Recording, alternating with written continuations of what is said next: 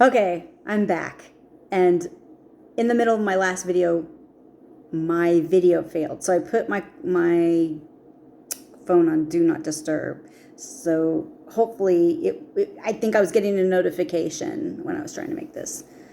Plus I was all over the board. So it was good that I started over. Anyway, this video is not about what I told someone else that I was going to make a video about. This video is going to be about a story at Walmart, but I got to go all the way back to the beginning, like why I left Sam's Club. And the reason I left Sam's Club is because I was sick and they didn't have PTO and they didn't have PPO until the very end. And I didn't have enough, I didn't really have enough hours to cover the days that I had missed. I would go 5 days a week, okay, to work. So 4 days a week, I would work 10-hour shifts because they were hiring people. And I was sick, so I was like medicated over-the-counter stuff. And I would take a day off to go sleep. And this lady told me, you're going to get written up. So basically that was the whole thing. So I knew that if I continued to get written up, I would get fired. And I had no recourse. So I decided to quit and do DoorDash.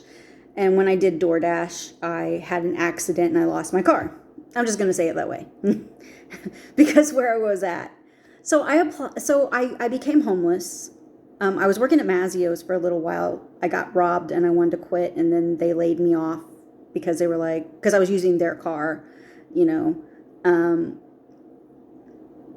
It was really weird because when I went in to apply for that job, I had a car and then I lost it in the wreck because I had a huge headache.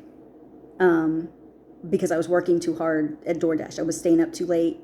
I was using caffeine and stuff to keep me awake and during the day, and I would get up too early, go to bed too late, and I just started having these migraines. I probably wasn't eating properly either. And so I ended up having a car wreck because I looked down and I accidentally, instead of hitting the brake, I hit the gas pedal because I had taken my foot off of the gas pedal and put it right back on it. And then when I looked up, I was like, oh God, I'm going to hit this car. And I hit the brakes too late. Like my head just was exploding. Anyway, I couldn't see anyway. Everything was blurry. The light was hurting my eyes. I couldn't have the radio on. I felt nauseous. I just should have went home is what I should have done. I could have made it home. I was right there too, on the street that I live on. Anyway, moving on. Became homeless, and me and my daughter lived on the street. I lost everything I had. My apartments wouldn't give it back. They wouldn't even allow me to come in and get it. I had been on Paxil prior to that, and I was weaning myself off of it because it was making me worse. I wouldn't clean. I wouldn't cook. I was more and more depressed than I was even without it. Anyway, yeah, it was horrible. My apartment was horrible, and those people had to come in and they threw everything of mine away, or took anything that was of value and they stole it. And they say to pay off my debt, but yet I owed way more than these people said I did when I went into debt collections to try to get a new apartment. And they were like, well, no, you gotta, look at your credit report and pay off that eviction. And I did, because I had gotten another job, but that's like way down the road from where this is. So it was 2020. It was like December 31st going into January 1st, the New Year's. And my daughter's friend, my dad had kicked us out of his house, because we had ended up there. And my dad kicked us out, and my daughter, she invited me to live otherwise I've been on the street. She invited me to live with her and her friend. And he took care of us for a little while, buying all our food and everything. So, I'm sorry, I'm nervous. Camera. I don't like the camera, but anyway.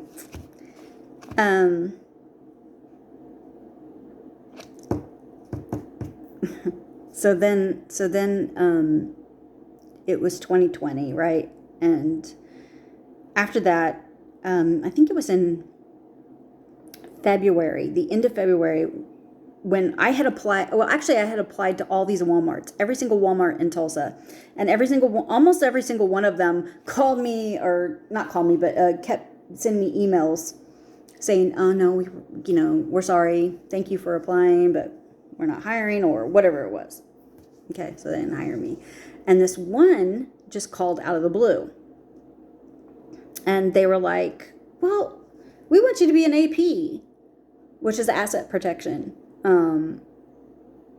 And when I got there, I was like thinking to myself, I applied to be a cashier. I applied to do overnight stocking. I didn't get either of those. I got offered to be asset protection, door greeter, whatever it is, okay?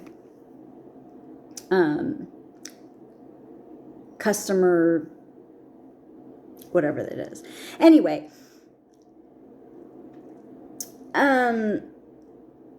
so the day before, I had been sick like for 2 weeks. And the day before I went in, I was still not feeling like really good. And I just I asked my daughter's friend, I was like, "Hey, should I just like ask them if I can come in another time in an interview, or should I just forget about it?" Like, I didn't want to go because I didn't feel good. I almost didn't go. And I woke up the next day and I was like, okay, maybe I feel good enough to go. So I went. And,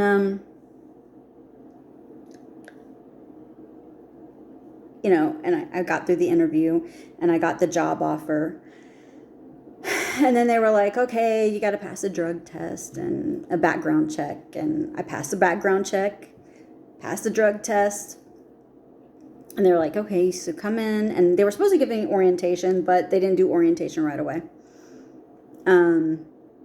So I come in and she gives me this schedule. And I'm riding the bus because, I don't have a car, right? So I'm riding a bus and I think, God, she wants me to come in this early. The bus doesn't run this early. There is no way I can keep this job. I'm probably fired. Or she's going to tell me, so bye. And I was like, so worried. And I walk in there and she goes, "No problem. We'll just work it around your bus schedule." I'm like, okay.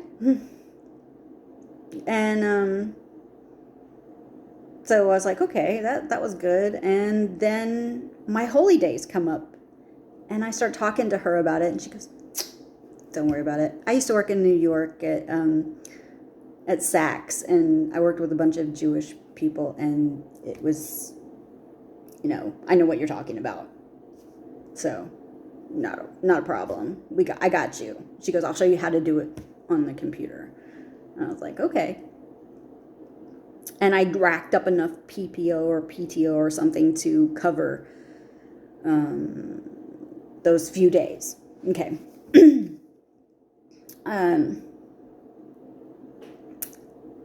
I thought, okay, this is going to work. Too good to be true, right? Yeah. So I get in there and I don't realize that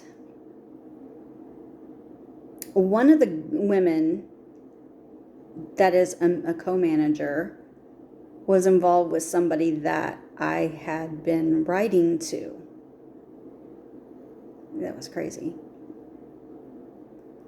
And, so I couldn't figure out why this person was ignoring me every time I said hello, or why she never came up and said hi to me like the other co-managers did. She was not interested in anything, in me at all. And I was just like, this is weird. And one day I was sitting in the break room and I was having my lunch, and I had this vision of her running up behind me. Like I saw this light running up behind me, and I turn around and I'm kind of freaked out by it. And then it's her, right? And she's stabbing me in the back with all these knives.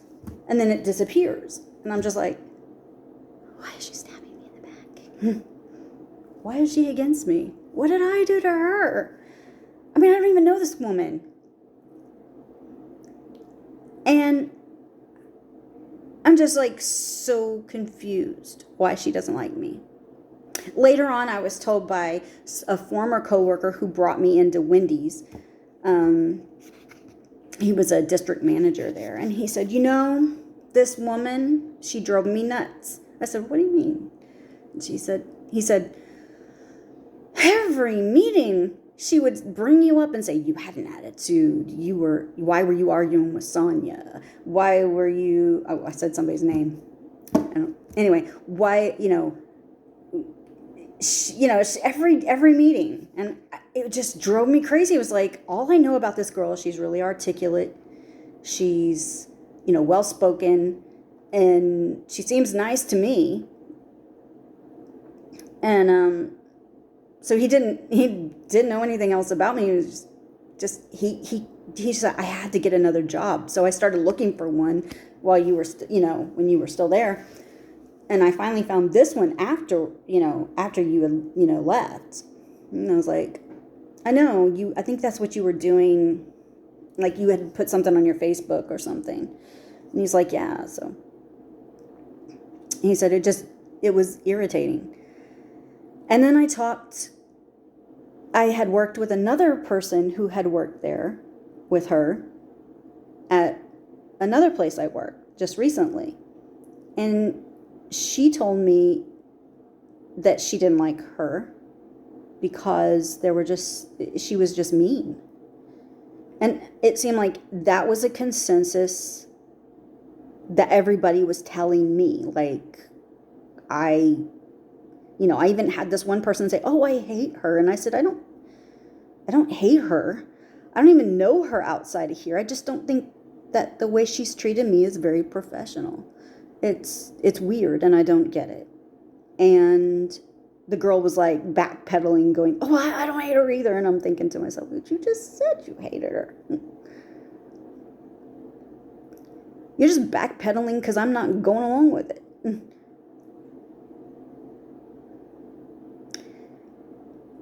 And, every time I mentioned her, people were upset.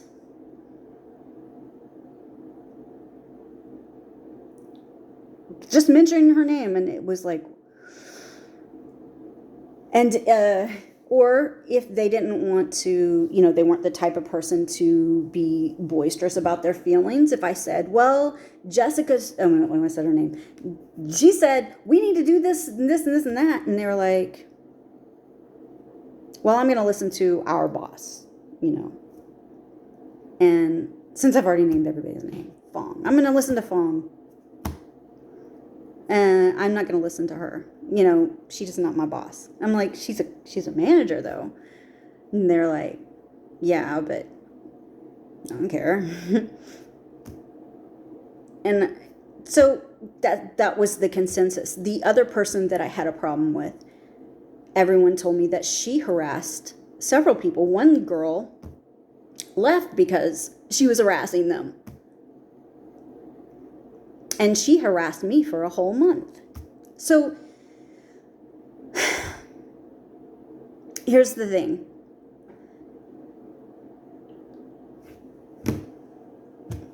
I applied for benefits in 2020.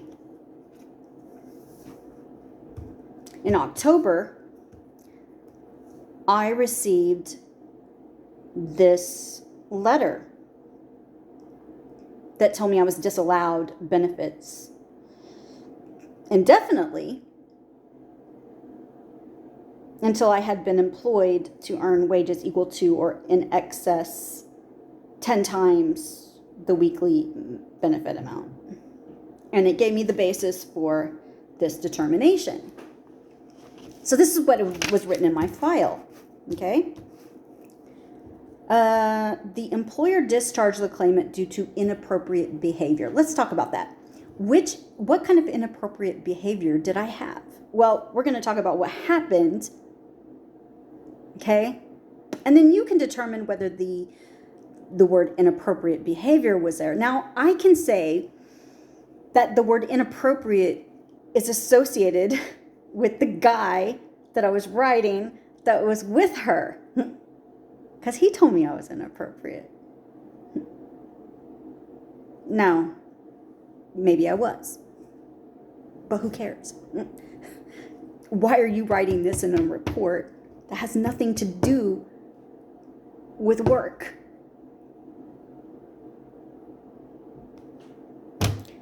The final incident. As if there were many things written of me. I had nothing written up about me. I had a perfect attendance record. Nobody had written me up for anything. What final incident is that? Does that mean? Final incident, as if there's many before it. She never investigated one thing that happened to me.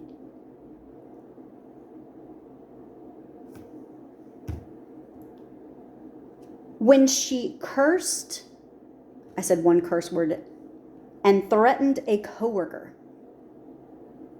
I said one curse word, and it wasn't at her. It wasn't even about her. It was about my job. I'm going to tell you about that in a minute. Based on best evidence. What evidence? Word of mouth? Verbal? Submitted? What was submitted? Misconduct has been shown. Okay, yeah. I cussed on the floor, the sales floor. That is automatic dismissal. But guess what? I'm going to tell you a little secret. In 2008, I was working for a neighborhood market, Walmart. My boss was, or one of my supervisors was constantly harassing me, even through the coworkers. And they would come up and tell me things. And I called her a bitch to her face. And I only got written up. I didn't get fired. I was on the sales floor. I had my badge. At that time, we didn't have vests. We just had uniforms. I was in uniform. I was standing in front of customers because the information that was given to me was in front of my customers. And my customers didn't bat an eye because they heard the vitriol said to me prior to me saying, well, you know, so-and-so is just a bitch. Isn't that right? So-and-so. And I turned around and looked her in the face because she was standing right there.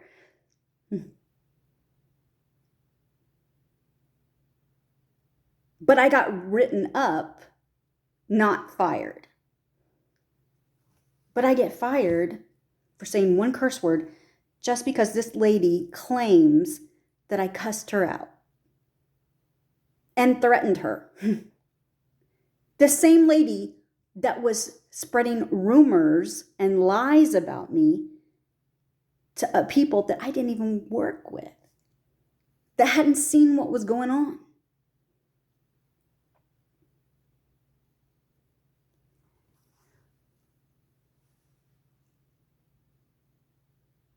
Okay, let's start with this story. I had been there less than 3 weeks. COVID began. The CDC had guidelines, and you know, Walmart are always the ones to jump in and implement anything from some big companies like the CDC or something like that for social distancing. We even had a lot cop that talked about social distancing. And how you weren't supposed to loiter inside or outside the store. They weren't going to allow that. This was in our parking lot. Okay. So anyway,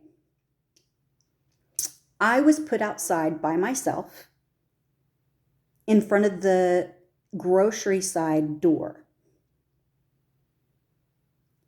We locked lawn and garden. We locked the GM door. And I was the only AP that was put outside with a walkie. And we put these carts up. We put them upside down, or however we put them up there. And we put caution tape around the carts. And we made it from, in between the exit door and the entrance door, all the way down to the end of the sidewalk.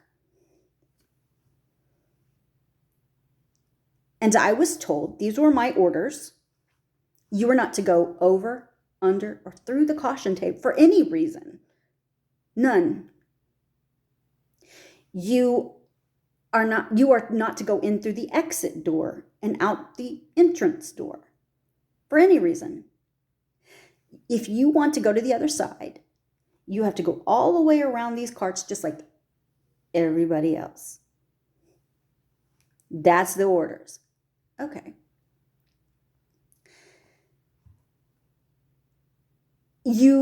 I was told I was on camera and that someone was always watching me. So these are orders from my boss. Okay. And I'm following them. Somewhere along the line, we had a huge wind come up, and we had flowers on the other entrance side. And some of those flower pots, 2 of them or something, fell off, were swept up in the wind, and fell off and rolled around on the ground. And so, because I was the only door open, there were people coming constantly, never without end, coming from the lawn and garden and GM side. Because they were parking over there, they didn't know that the doors were locked. And I'm the only person outside. There's no APs inside behind me. And when I call I'm on line channel 1. Okay, well, I'm on channel 1. So when I call on channel 1 for my other APs, they don't answer. So line 2 or channel 2 is everybody else in the store. What I was told is, well, they got tired of hearing the APs on channel 2, so they gave them another channel. I don't know what we were doing because really it was quite quiet when I was there. We didn't really talk to each other that much. I would say this is AP Deborah, front door or GM door or grocery door or wherever I was at, lawn and garden. And this is what I need. I need any available associate or someone from lawn and garden to come and take care of the flowers that just were swept up in the wind, basically. And I get this response back. You can do it.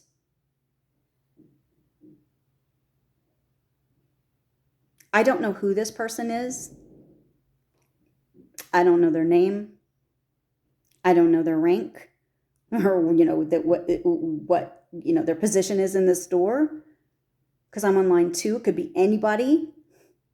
And so I'm not doing what they tell me to do because I've already got orders on what I can and cannot do. And I said, that's impossible. That was my answer. I'm sorry, that's impossible.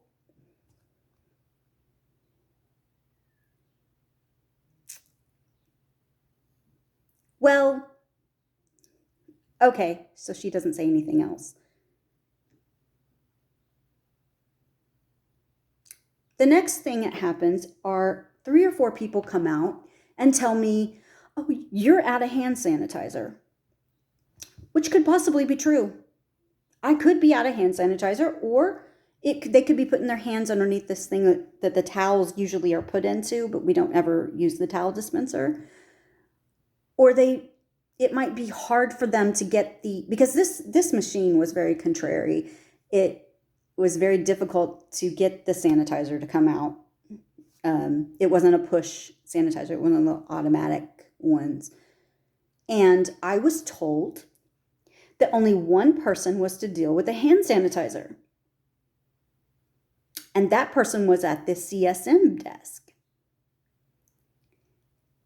And I was told by her, nobody else does this. And I was told by the AP office that the reason that only one person's handling it is because people had been stealing it off the truck or after it's been taken off of the truck. And we only have enough for the week. That's how our budget is set up, weekly. And people were overusing hand sanitizer and cart wipes and everything, and they were running out very quickly. And so they were also stealing this stuff. So she was in charge so that everybody knew that it only went through one person and one person only. And I was calling for that person, and she just didn't happen to be there that day. And I was told, I don't have enough CSMs up here to send you anyone. And I wasn't sure if I was talking to a supervisor or what. And she said, but you can do it. And I said, I'm sorry, that's impossible. And so she said, well, in between people. And I said, I'm sorry, that's impossible. There is no in between people. I am the only, I would have greatly explained that I was the only person out there, that the GM door and the lawn and garden door were locked, and that I had no help whatsoever. I couldn't get my other APs on the line. And if you are truly a supervisor, you can back me up to my supervisors so that you can tell them that you gave me permission to do the things that I was specifically told not to do. Because otherwise I would have taken initiative and done it anyway. I wouldn't have asked anyone, because to me they were very simple tasks. And she's like, and she tells my supervisor, tell her if she ever argues with any supervisor over the walkie again, she's going to get fired. Now, here's the thing. I've never met this supervisor. I don't know her name. She's never introduced herself to me. I've been there less than 3 weeks. I'm by myself. She's less than understanding. She's never introduced herself to me. So how am I supposed to know who she is over this? Anybody, it could be anybody. Somebody could have walked up to the CSM desk, grabbed the walkie, and started talking. I have no idea. I'm doing what I'm told. You need to identify yourself. Now, when I was at Sam's Club, it would have been like this. This is supervisor so-and-so. And I would have been like, well, this is Deborah AP. I need help. Well, you can do it yourself if you want to. Oh, I have your permission because let me explain to you my situation. Supervisor so-and-so, and I would be glad to do anything to help my situation. And I don't really see this as a huge thing, but I just need someone to do it because this is what I've been told. Well, that's okay, Deborah. Don't worry about it, AP Deborah. That's all right. I got your back. And I'd be like, okay, thanks. You see, and now everybody's heard the conversation, knows I wasn't arguing. I was not arguing with this person. I was simply displaying obedience to my immediate supervisor and saying, no, I'm not going to listen to somebody that I don't know who they are. And I'm going to ignore that because I want to keep my job. I want to do a good job. So even though my supervisor had to relate this message to me. And both of us had to be humiliated by this woman when she comes like, well, this isn't so hard. Nobody said it was hard. Get a dictionary. Look up difficult. Then look up impossible. Simple. Okay?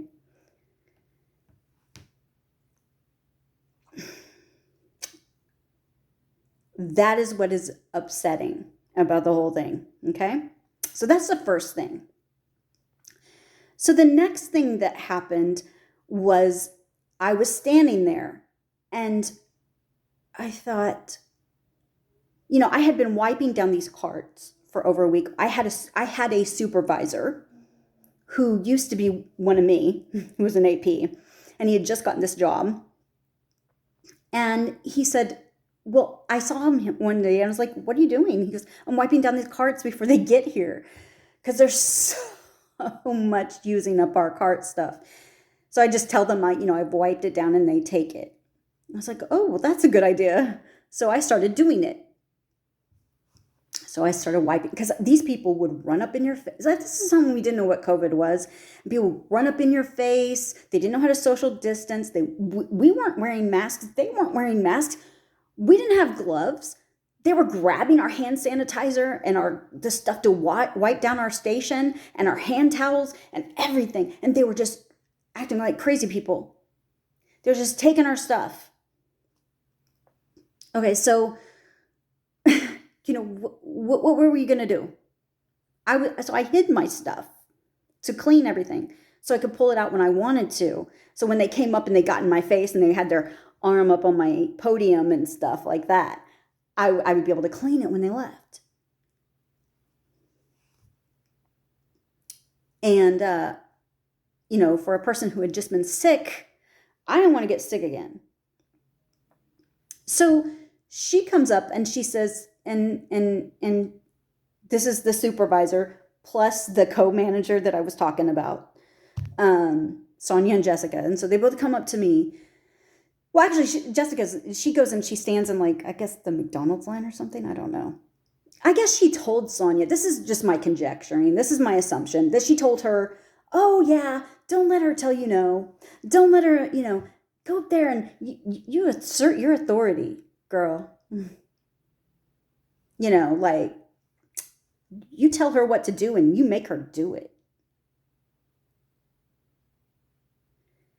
And I was just like, because she comes up to me and she says, well, we're going to start wiping down carts.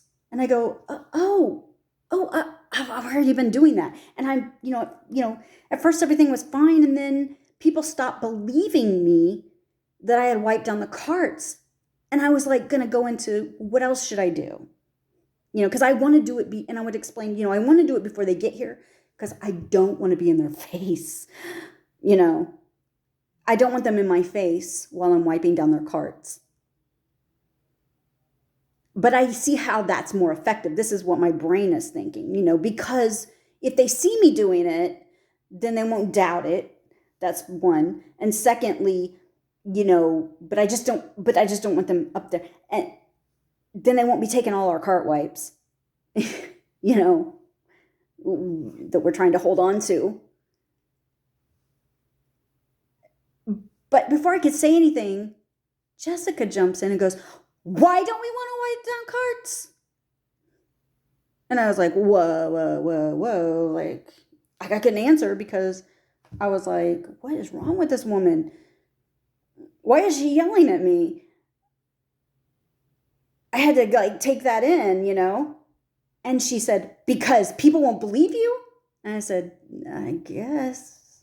Yeah, whatever. And she goes, well, see what I do is, and they had stuck some 409 up there on my on my podium. I just take this and I wipe it down and then I let them go. Yeah, I'm like, does she think I'm stupid? I've never cleaned anything in my life. I don't know how to clean something. Man, she's treating me like I'm dumb. I don't have a brain. I know this job doesn't require a lot of skill, but I'm not stupid.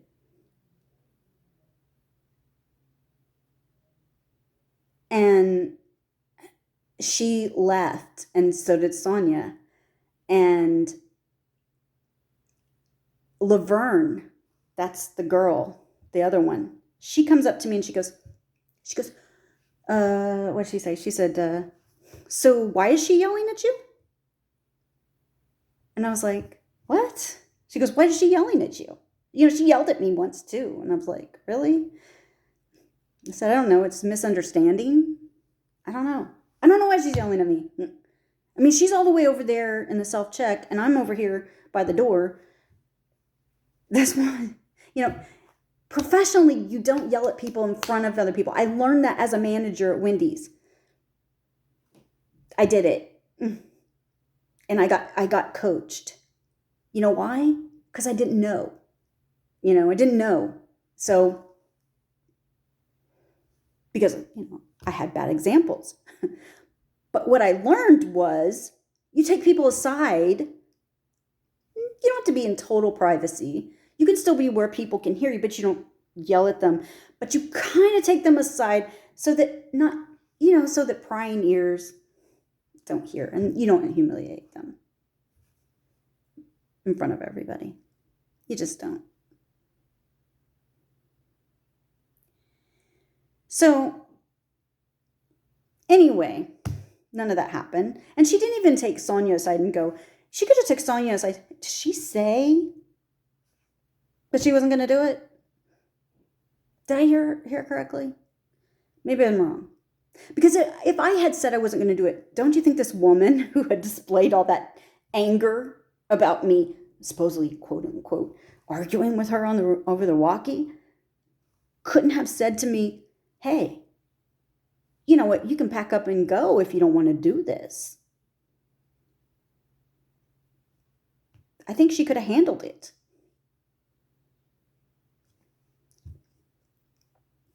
I mean, she was out there telling me to pick up trash before that.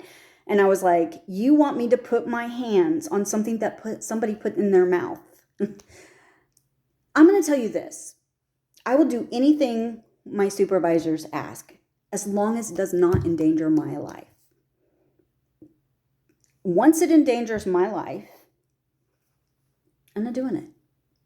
And you can fire me if you want to. I'll take you to court. But you're putting my life at risk with something I don't know what it is. Before, who was out here? Because I was never outside as an AP. We were inside checking receipts.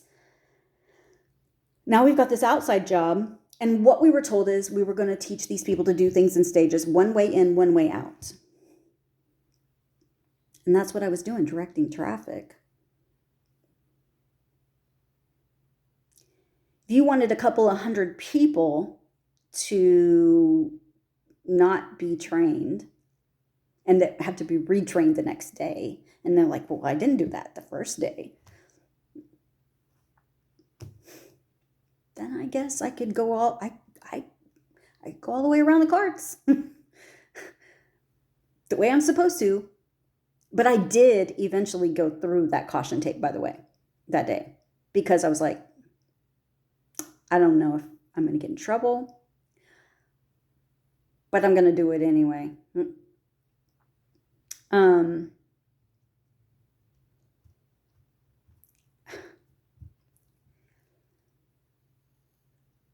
don't know.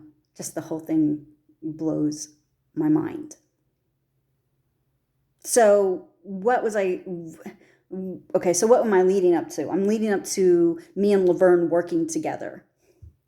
And basically, she disrespected me by ignoring my instruction because of what we were supposed to do. Because we didn't have enough APs, so we had to borrow the cashiers. And because Jessica jumped down my throat, I guess she felt like I was a target. So therefore, she was going to take her aim herself. And I had a couple of elderly people sitting in my exit area, And I had to politely ask them to leave because I needed to keep the area clear. And it was raining that day. And, I just said for social distancing sakes, I said they could come and stand out on the awning beside Laverne until the rain, stopped or slowed down. This one man didn't want to go. So I saw a police officer who was one of our security guards, which was there on that day. Well, anyway, that I got fired, let's just say. And I asked him, could you get this guy out of here? And he did.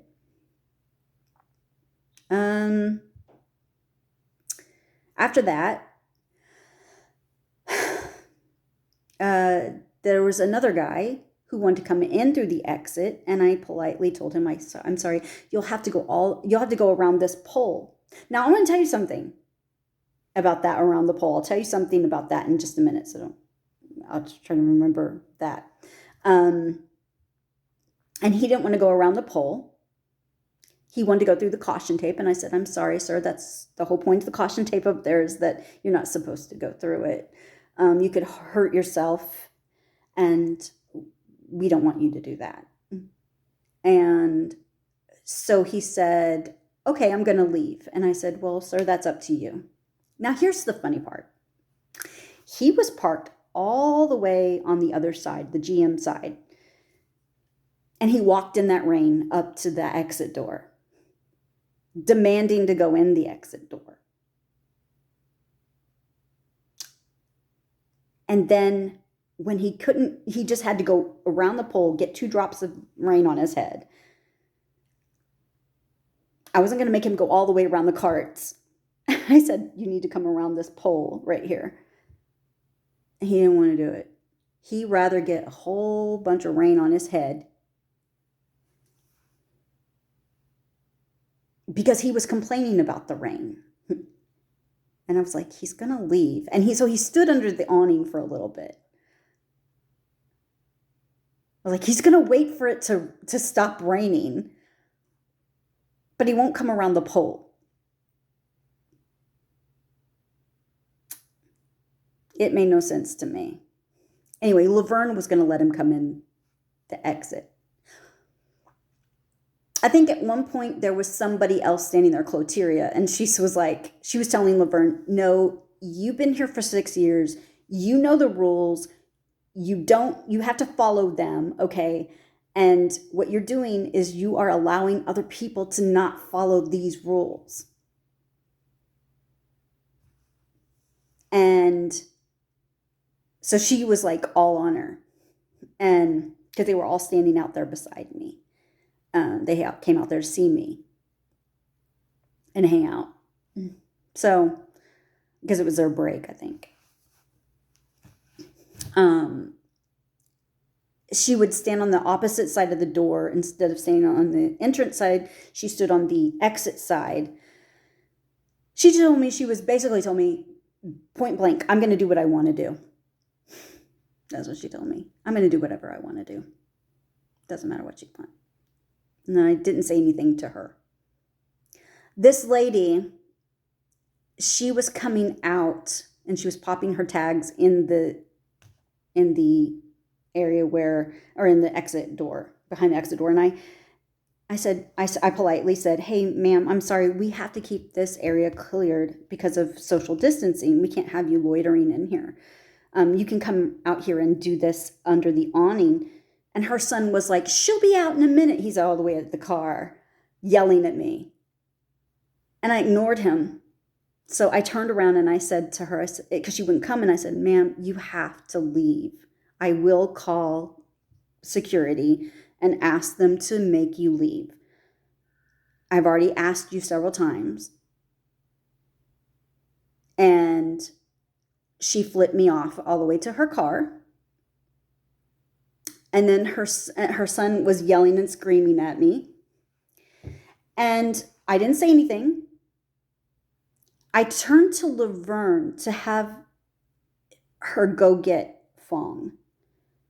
And before I can open my mouth, this boy is like, are you talking about my mom? I'm going to kick your ass.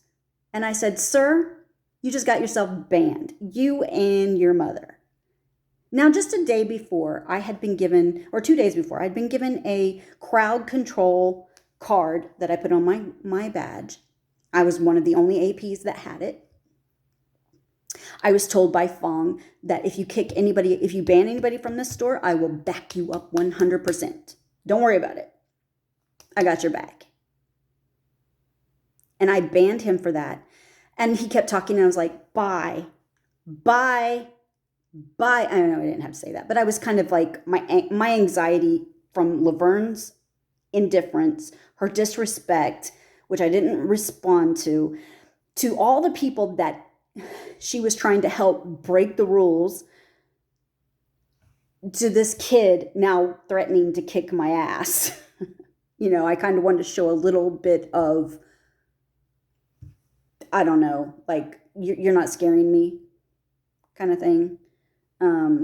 So I kind of wanted to let him know, oh, you're not frightening me. So she goes and gets Fong and tells him, oh, her authority's going to her head. Because she doesn't understand my job. She doesn't know what I do. She thinks I'm just a greeter at the door who checks people's receipts and calls security when she needs it. That's what she thinks. Although my job is limited with security, it is part security. That's my first part of my badge, says asset protection. So she tells him this. He comes out there and he goes, stop. And I'm just like, what am I doing? And I said, sir, can I talk to you later in your office about this situation? He was like, sure. It's like, okay, I'll be there after I get off break. He's like, oh, okay. So she goes on a break and they send someone else out there. Then they send somebody else out, like 10 minutes later, they send someone out for my break. And I go to my break and she's sitting back there. It's her lunch break. And she's sitting with two people. And I say, excuse me, Laverne, may I speak to you for a minute? She goes, can you see I'm eating? I said, yeah, I understand that. I'm sorry. I don't mean to bother you. I won't take much of your time. And I pulled her aside and I said, hey, look,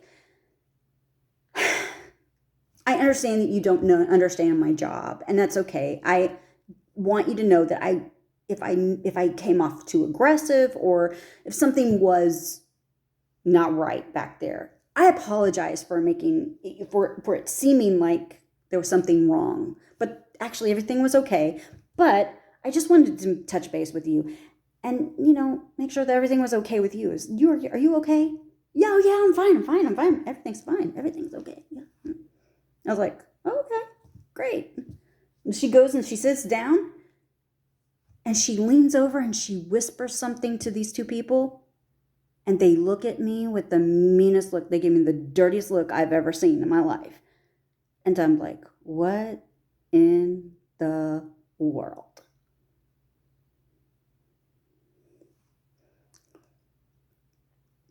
So then I get harassed. Like I walk into the break room. Every time I do, they give me dirty looks. So one day I walk into the TV room and I sit down and I have this conversation with this woman because she's talking to this guy and I don't really recognize him, but he's one of the guys. He was the guy sitting there at the table because there was a woman and a man sitting there at the table, Laverne, and he's one of the ones that she whispered to, was telling the rumors to. And so I didn't know what they were talking about. I guess they were talking about me and the lady knew it. And she started talking about other APs at other stores. And I was like, well, sometimes APs have bad days too.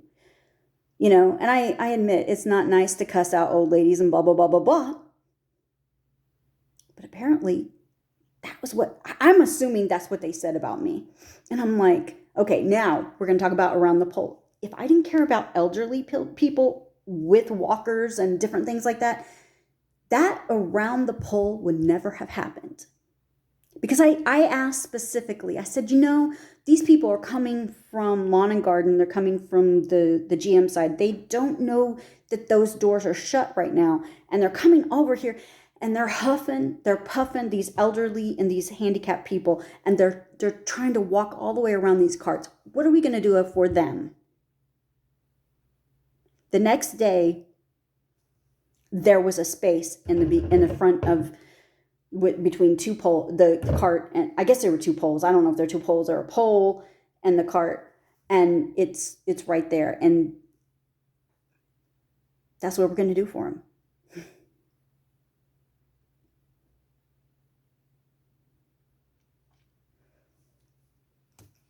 So I asked the question, and nobody came back and said, "Hey, yeah, good question." But anyway,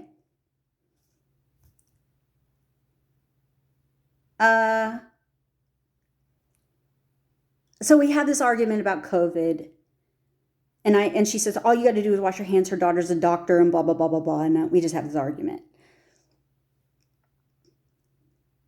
And this guy, she gets up, she leaves. This guy, he's getting up and he's muttering some stuff to himself. He's standing behind this other guy because he's waiting to turn to go to the left, to go back to where he's working. It's his break is over.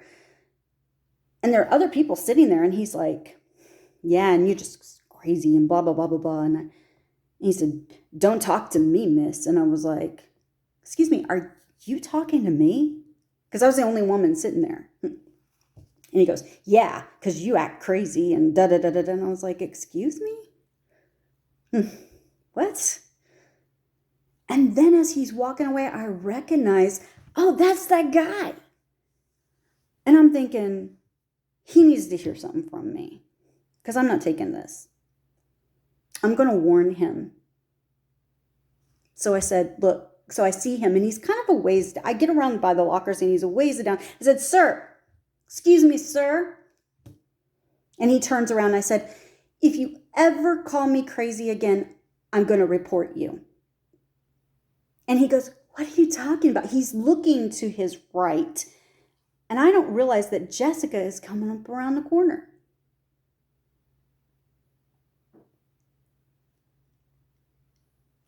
And I hear her say, stop, both of you.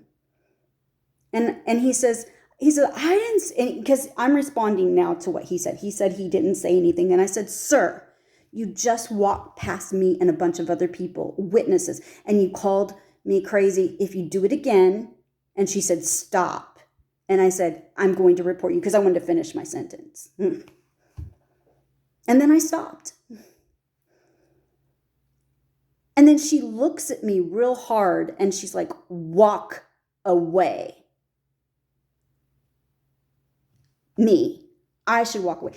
This guy is calling me crazy and you hear me saying I'm going to report him. And here you are, a co-manager. And you don't want to inquire? You want to send me away?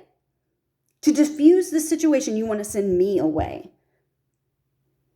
I'm the one with the complaint. I'm the victim, and you're sending the victim away without ever talking to them. And you letting this guy yap.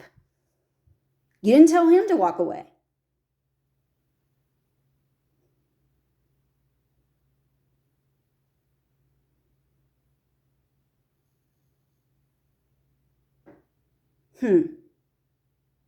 So I didn't say anything.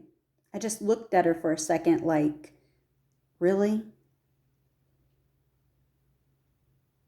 And I walked away. Appalled. Upset. Like confused. I need you. And here you are ignoring me when I need you. Is this kind of like if I was on fire, you wouldn't even spit to put me out? I mean, what did I do? Here again, now my vision makes sense in a way. But I still don't understand why. I still don't get it. Like, what is going on here?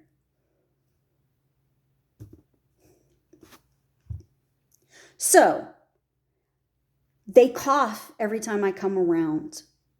One day, I was in the break room and she comes up to me and she goes, Laverne comes up to me and goes, "You got a problem with me?" I was like, "What?" She goes, "You got a problem with me?" I was like, "What do you mean? What are you talking about?" And she said, "Well, you don't say hi to me anymore." I was like, "Well, hello, Laverne." And I gave her a hug and I said, "God bless you." And I walked away. And you expect me to say hi to you after you lied about me, talked about me behind my back, went to my boss and told him that, everything's, my authority's going to my head. You got people who are attacking me and harassing me on a daily. You're harassing me by proxy.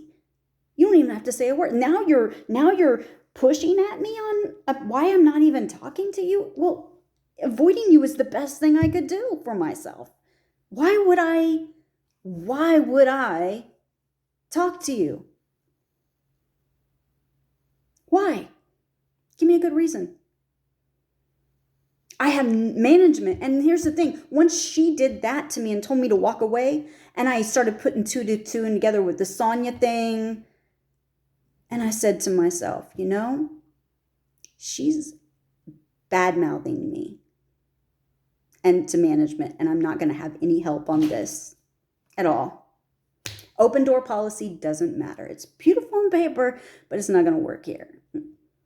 Something is going on. So, I'm screwed. So I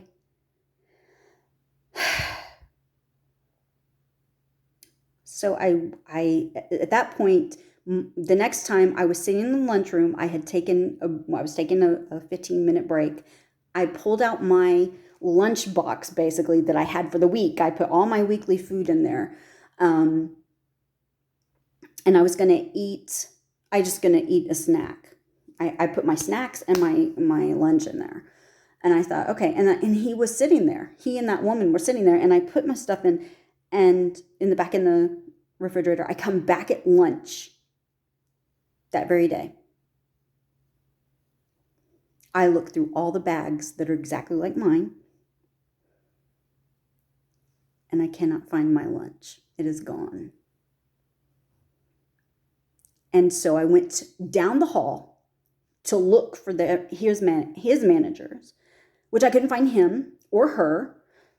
And so I didn't know who her manager was. I knew who Laverne's manager was, but I had to make sure that I had their manager first in on this. So when we go to talk to Sonia, because I know this manager doesn't know me, maybe I can get some kind of objectivity here,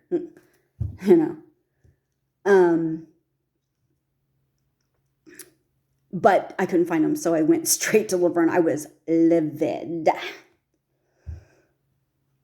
And I told her, I said, I don't remember what I started off with, but I said, when I find your managers, all of you are in trouble. And she's like, "What are you talking about? What are you talking about?" I said, "Don't act stupid. Don't play stupid. Don't play dumb, because you're fucking with my job." The only thing I said that was a curse word. The only curse word I said. I didn't curse her out, call her a bitch and all this other stuff. I said, "You're fucking with my job." Because she was telling people that my authority was going to my head. So all of this is a lie. And whoever wrote it couldn't believe that, because standing next to Laverne was a police officer who is one of our security guards. So I went to another Walmart and I said, "Hey," and there was a police officer and a Walmart employee talking to each other. And I said, "Excuse me, I got to ask you guys a question."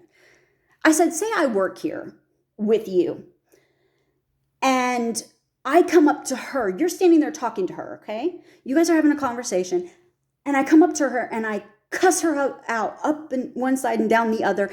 And I threaten her with bodily harm. What is your response, officer? And he said, I would get in the middle and go, hey, hey, hey, hey, you stop. You back up. And I would call management. And then we would escort you out the building. You would be banned.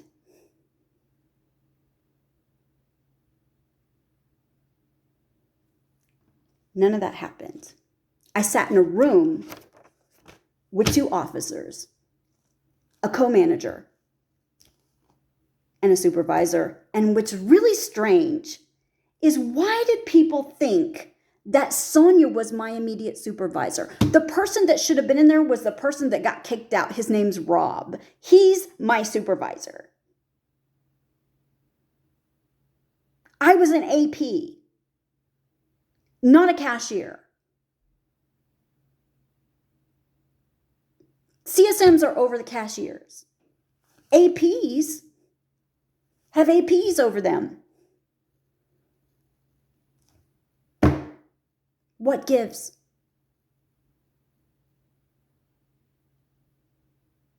I can't get a lawyer to fight this because, well, it's too late now. Statute of limitations have run out. But because Oklahoma has a law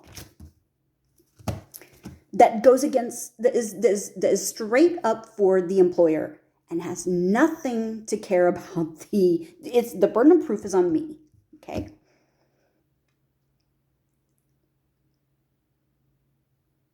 I was told that somebody called in. I was asked if I threatened her.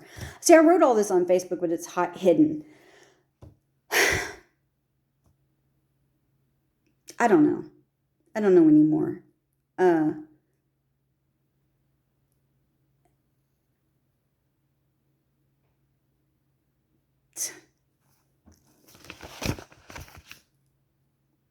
The things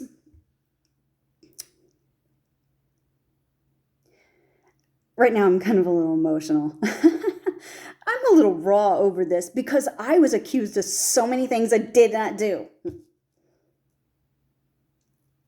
And I'm really, really pissed about it. I'm still angry. Even though I have a better job with better pay. I'm mad because I was accused of things I didn't do. And I have never been exonerated. And assumptions were made about me. And me saying that I'm arguing with people when I'm not. I'm just trying to protect myself against someone who's saying, you got to do it this way. And I'm saying, look, I got a supervisor who said I have to do it another way. You can't come in here and tell me to do anything until you prove to me that you are someone that I should listen to. You can't just assume I know who you are when you never introduced yourself to me, when you've never given me your name. I don't know who you are. I don't know your face. I'm just hearing your voice on the radio. That's not fair. And then to threaten to write me up instead of saying, hi, you know what? I think we got off on the wrong foot because you don't know who I am, do you? I'm your supervisor. I'm a supervisor. And, you know, we were talking over the walkie. You know, I mean, God, one person with a little bit of professionalism and a little bit of common sense would just go a long way.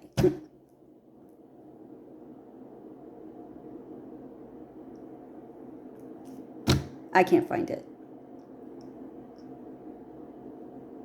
So I can't get benefits, not even during COVID.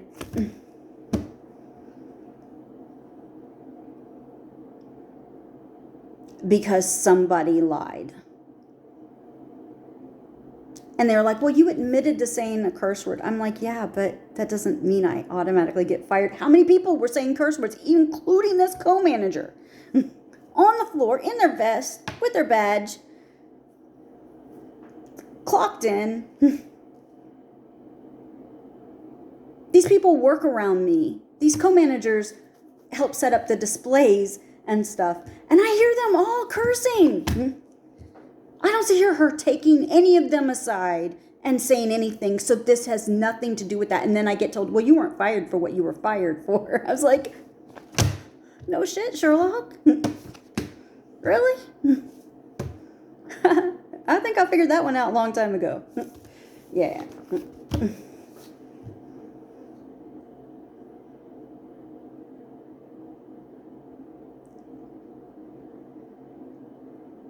Anyway, when nobody has anything good to say about you,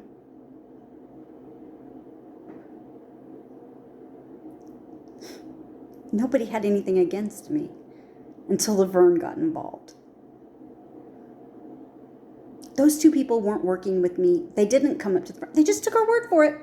Oh, yeah. Camera malfunction.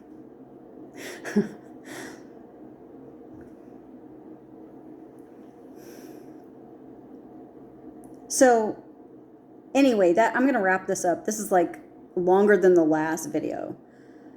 And I'm just saying the same thing over and over. So, I had good points on Facebook too, but I kept it to myself. You can't see that post. It's mine, all mine. But yeah, if I hadn't written this guy, this woman would have, let's just say, oh, I don't know.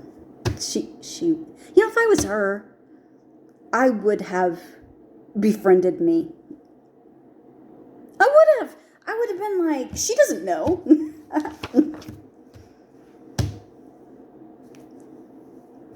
So I don't know. I just walk up to her and go, hey, how you doing? I'm Jessica, and you're Debbie. Oh, or Deborah. I just say Deborah because one day she did call me Debbie, and I was like, I turned around. I didn't want to turn around. That's what it was. And I ignored her because she was asking me about something that I had reported to our team leader, who he took it to the CSM desk, and they took it to Sonia took it to the co-manager, Jessica. I don't know why she always called her. There were several other co-managers. There's a whole slew of them.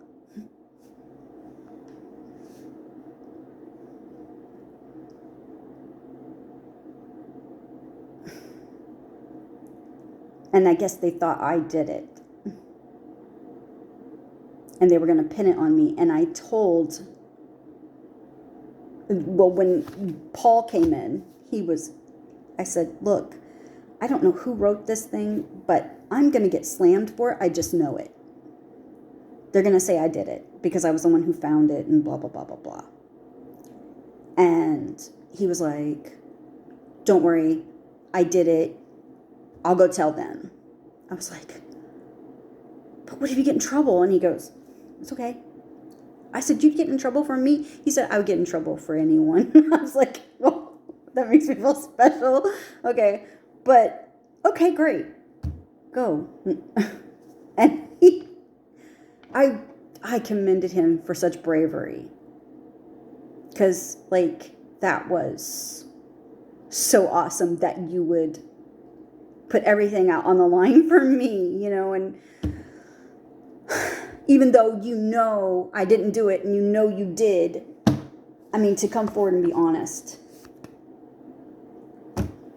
He was trying to make this other girl, Summer, he was trying to make her laugh. She was another AP. And,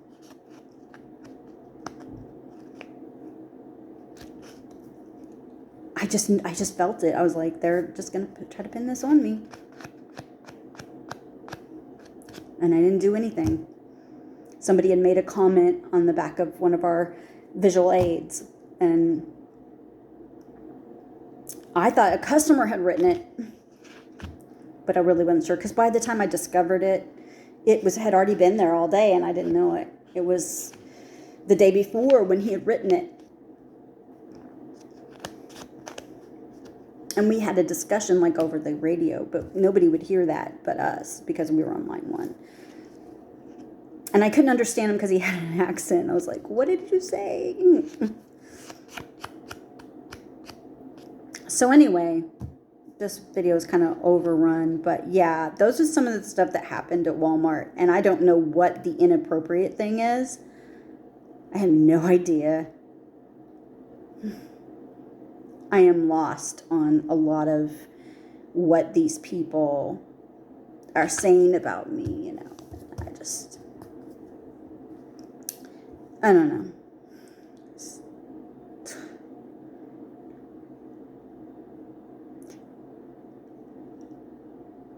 If I had done something, I would have said it. You know, I'm very honest. But I get called a liar. I get called a liar. I get called somebody who curses and threatens people out. And I'm like, didn't you even look at the videotape? Did you not look at the videotape and see that Laverne is standing next to a police officer?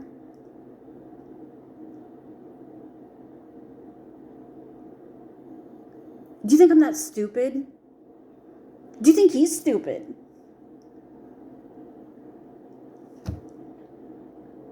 Shouldn't she feel protected standing next to a police officer?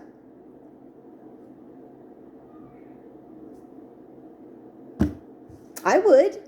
I would be looking at I was like, do you hear what this person's doing? Look, I got to get management or something. Stay with them, and I'm going to go get management, you know? Like, why can't you do that? But it never dawned on anyone that the police officer was sitting there and could have protected Laverne from bad old me.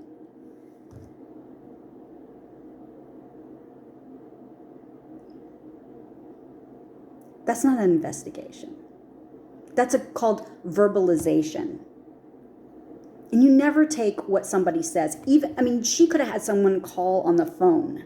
Why would they call on the phone when they could go to a manager right away? She's calling them. No, don't call on the phone. I've got the manager. You can tell him in person. If I scared people, I wasn't really that loud. In fact, she couldn't hear me. You know why? Because when I said, you owe me $11.01, or $18.01, that was what it was, because that's what I paid for my lunch. Cloteria had to reiterate it.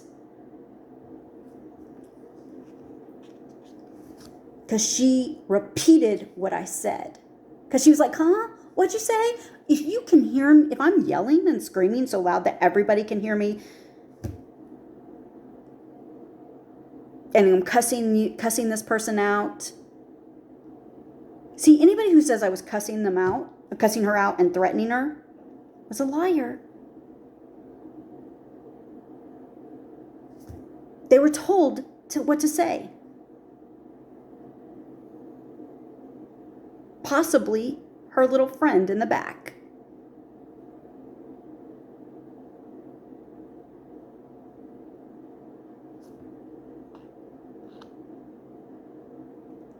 Because Cloteria didn't say I cursed anybody out or threatened them. That police officer definitely didn't say it.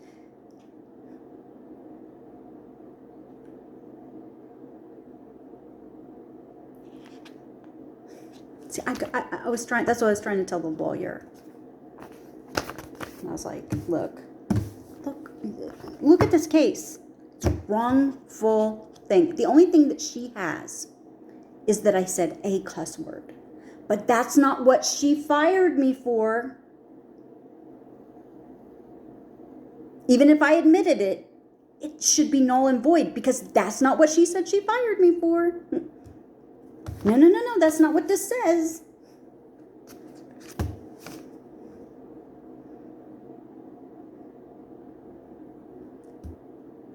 I gotta go. I will see you guys in the next video. And, well, I will be talking about some other things.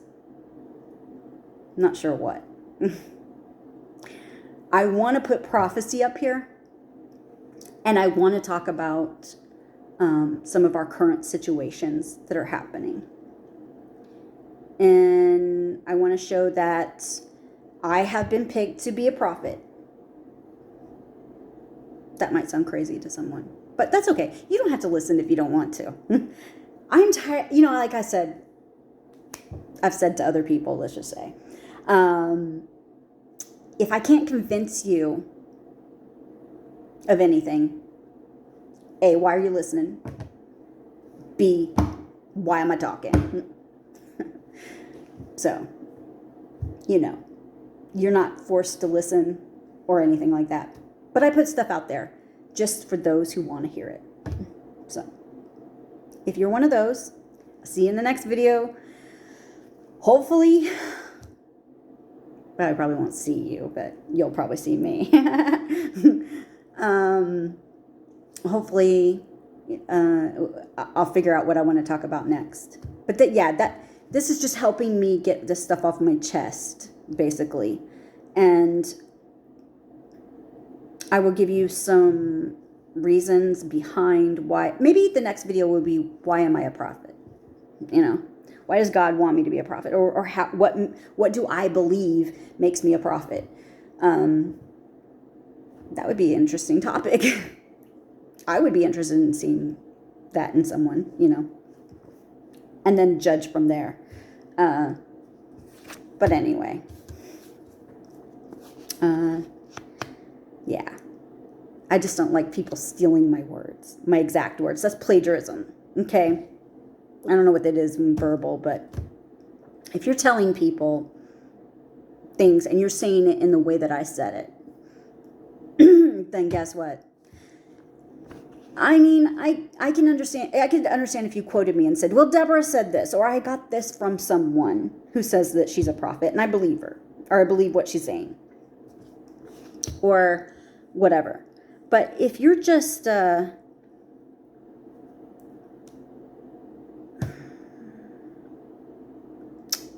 don't have any original ideas, you didn't do the research, you're taking my words from my own research, that's just wrong. I've been done wrong by so many people, and it has been so hard for me. And not to say that there are not things that I've done wrong. I would say the way that I react to people, for the most part, is probably wrong. There's some other things that I do wrong too, that I'm trying to learn not to do. It's kind of hard. It's difficult, but I'm in a learning process. And right now, I'm just I'm tired. This is one of my days off.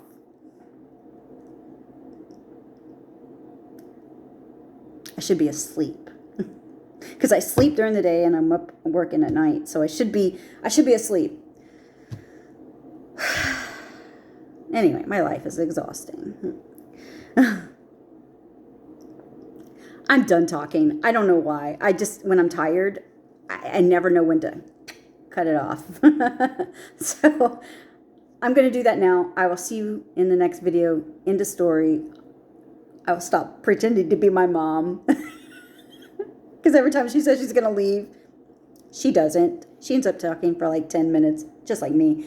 It's been 18 minutes and 50, almost 19 minutes, almost 20 minutes, and I'm still talking. Okay, so see you in the next one. Have a good day. Peace. Shalom. Love you. Bye.